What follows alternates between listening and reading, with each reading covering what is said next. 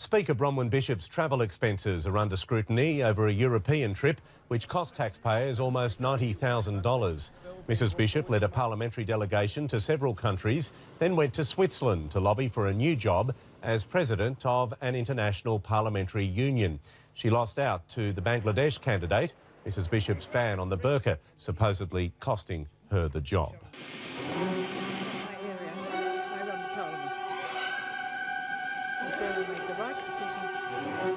She's a political warrior, fond of opera and drama, and in Parliament she takes centre stage. The Leader of the Opposition is warned. Now be silent, resume your seat. But by all accounts, Bronwyn Bishop's arrival at this Geelong golf club was one of her most spectacular entrances yet. She descended from the sky to touch down for a Liberal Party event, avoiding a 1-hour car trip on this 3-lane highway and setting back the taxpayer more than $5,000. We seem to have a new tactic of having an outburst of infectious laughter. Making herself a prime political target and the subject of much Labor mockery. Oh dear.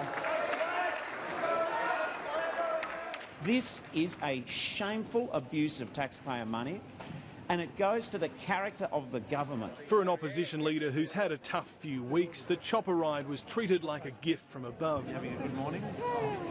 In a Melbourne fruit market, Bill Shorten flicked the switch from defence to attack. If Mr Abbott does not repudiate the actions of his captain's pick, the Speaker of the Parliament, then he is effectively endorsing a view which says that they are so important that they don't even have to drive on the same roads as the rest of Australians. The Speaker's office at first justified the trip.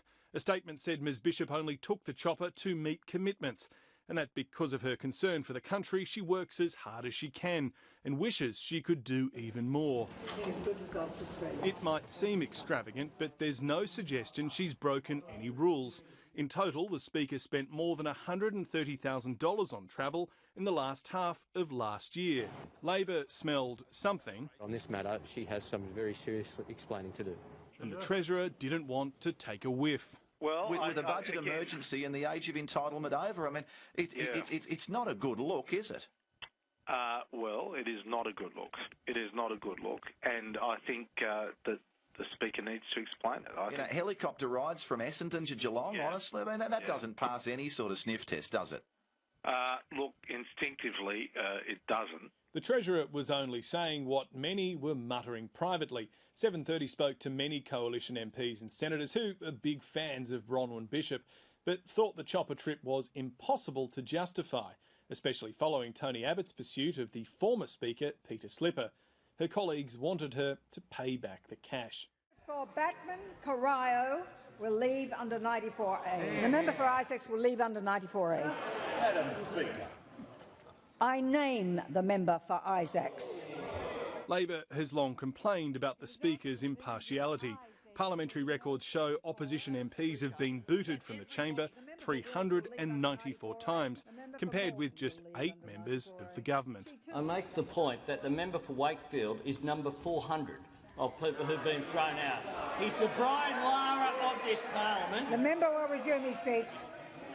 The member will resume his seat. The Speaker is the one that should explain the money and how it's been spent. But you're the Treasurer. I mean, ultimately, you've got to account for all of these things in the overall budget. And the point is, you're the one who's told us about a budget emergency. You're the one who's spoken about ending the age of entitlement. And we discover here, after all of the arguments, and this isn't the first time we've had discussions on politicians' expenses, helicopter rides from Essendon to Geelong, honestly, I mean, that doesn't pass any sort of sniff test, does it? Look, instinctively, it doesn't.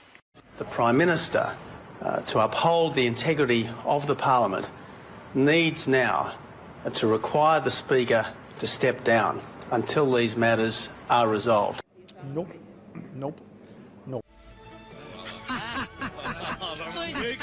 Googling.